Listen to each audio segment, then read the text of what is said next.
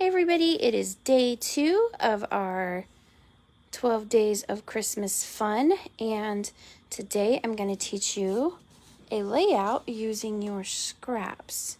I'm just going to start with 2 base pieces of cardstock. You could use paper, cardstock, whatever you like.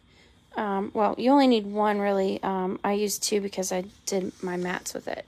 So I'm just going to move that out of the way. And then you're going to want 5 pieces of paper. We're going to be cutting it into 12-inch strips. True confessions, I didn't mean to cut them ahead of time, but I was working on a second half of a page to show you guys, and I accidentally cut them all at the same time. I don't know what I was thinking. Anyway, so I just pulled these from various packs. Some of these are Old Croptoberfest. This one is from Wicked Cute. Like, there's just different papers from all over the place. In fact, this piece that we're going to use is actually from Wicked Cute as well. We won't use that side because it's very Halloween-y, but it does, the other side does go well with the other papers. So, all right, so you want to cut, if you're doing a 2-page layout, you want 10. If you're doing a 1-page layout, you want 5.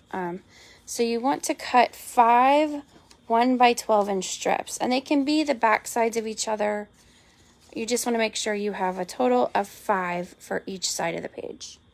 And then you want to make sure you have a piece of paper or 2 pieces of paper that are big enough to cut a pretty large circle out of.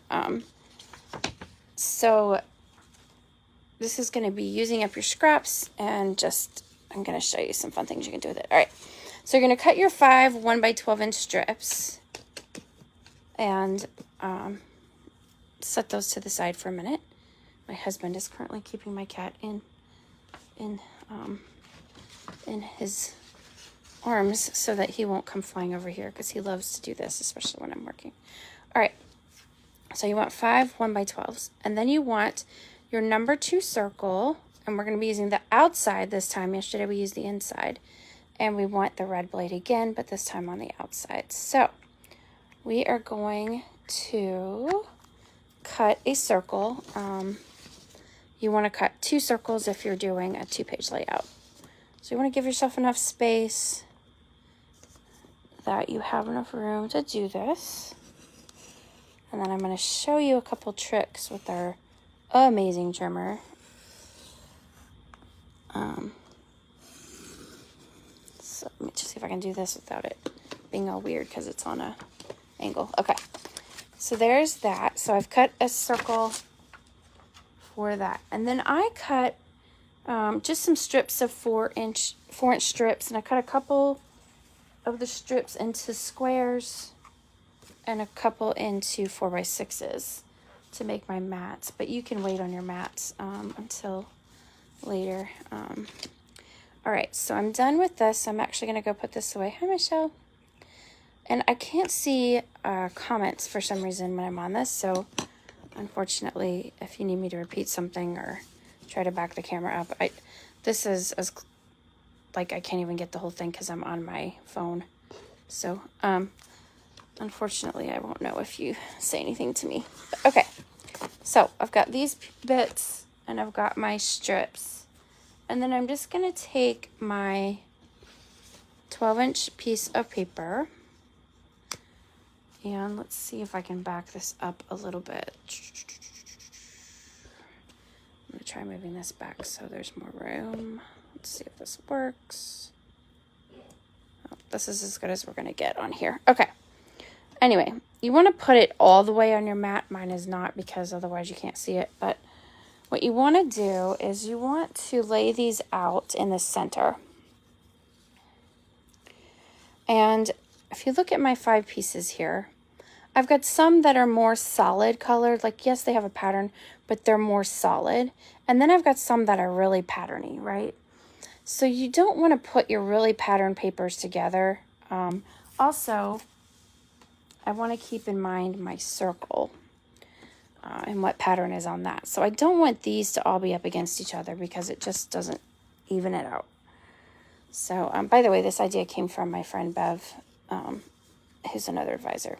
All right, let's see. So what you want to do is you want to center them, and you can decide if you want yours to go vertical or horizontal. I'm going to do horizontal, and I'll show you.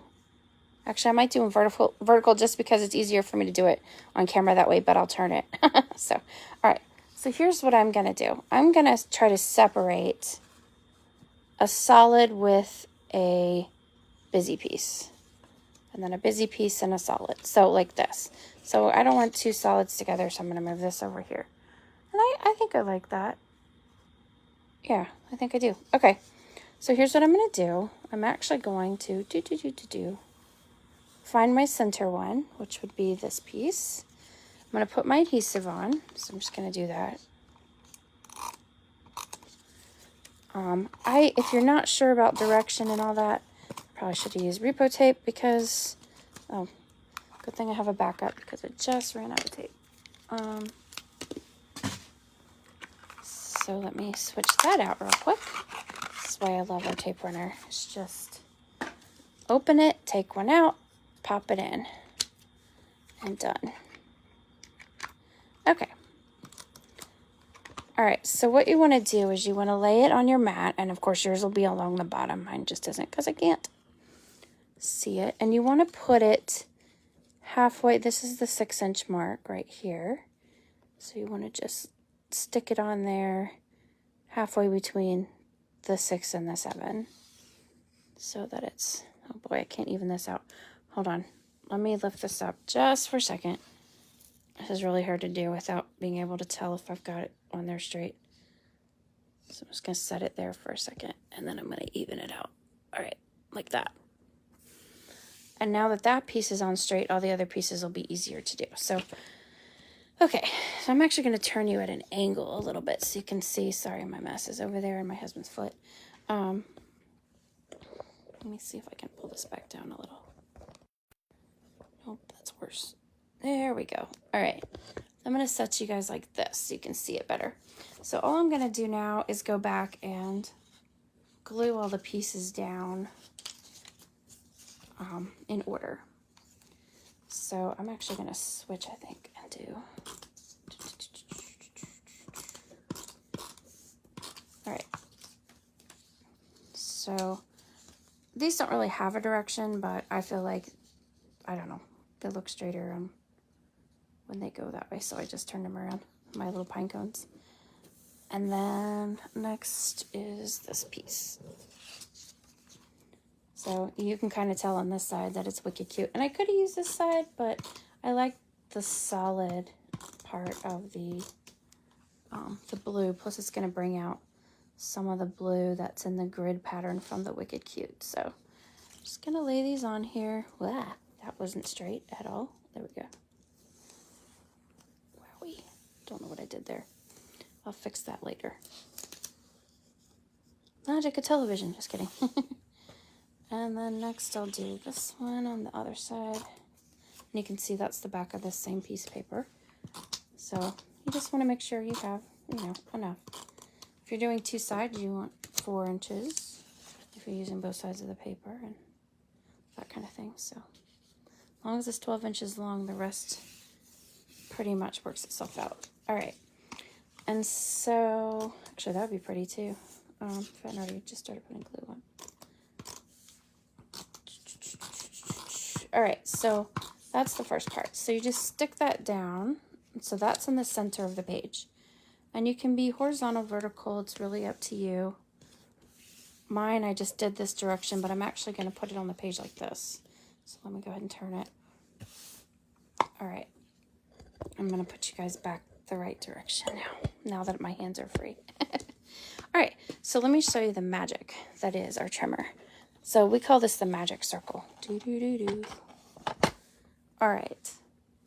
Anytime you have a circle, when you lay it and nestle it inside of this, and it kind of works with ovals too, sort of.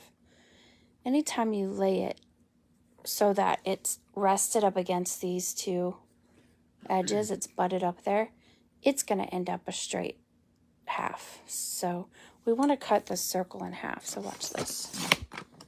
So when I butt it up, I get 2 same size circles. Isn't that cool? Anyway, it's magic. Anyway, all right. So The next thing I want to do is I want to take these half circles, hello ghosties, and I want to put them, and I just kind of eyeball it. I want to go about 1 inch in on the top. Doesn't have to be exactly 1 inch, but you know, about 1 inch. And do the same thing and see this was really well used paper. Actually, it got a little folded right before class started, but anyway, so I'm going to do the same thing over here. Let me move my camera. And do about 1 inch in. And this is why repo tape might have been better, because I can get those little bits that stick up. But let me take my repo tape and just fix that piece that's sticking up there because it got bent there. Okay. And here we have a 1-page layout. And on this I can add pretty much anything. I can put a 6-inch, a 4x6. I can put, you know, maybe I want to put one here. I don't know. Maybe I want to put a title. I can do anything I like on there. And it kind of just works itself out, right? And maybe I want to do 4. Anyway, so here's the coolness of this situation. So I have this, right? I can then take some embellishments and I can add a title. I can add embellishments. I can put, I don't know, some leaves, some woods here, and make that into something. And then for the other side, if I wanted to do, I'm just going to move these off for a second. Let's see if I can do this where I pull it all the way out. Okay. I can choose to do the same all the way across, like this. Or, let me see if I can pull this out so you can actually see. There we go. So I can either do it the same, or I can turn it, and I can be like this. Isn't that fun? So depending on how you angle it, you can get a completely different look. I could do both horizontally, or both vertically, or one each way. And sometimes I'll add, like, okay, say I want to do it like this. And so let's say I put, let me do my mats. Let me get my hands on it. A big one here. And let's say I put one here and one there, just so they match up. All right. So let's say that's my page, and then I put some embellishments on there. I can also take like stickers and add. Like if I have border stickers, I can put border stickers across here and give it more pop. I can do it with a border punch, so that would be fun. And you can also like change the theme depending on what you have in your stash. So maybe you want it to be Christmas themed or whatever. So this was just a fun layout idea for today. And so that is your day 2 Christmas fun, inspired by Bev DeBono. She's another advisor at another area that I really like. And then this is your special for today. Because we made a layout, I'm gonna move this out of the way. Okay. So we've been focusing on simple page kits this year, which are easy ways to finish a project. So I just want you to see the back side of this paper. I have a reason for this. I'm going to show you. So anyone that's in the club has gotten these layouts, right? This one is number 12, and I do have a few extras after a class I taught. This fun little design right there is a bonus, that hot cocoa. That's from, you can kind of see there, there's this, it's hard to see it, but that peppermint is actually glossy and popped up.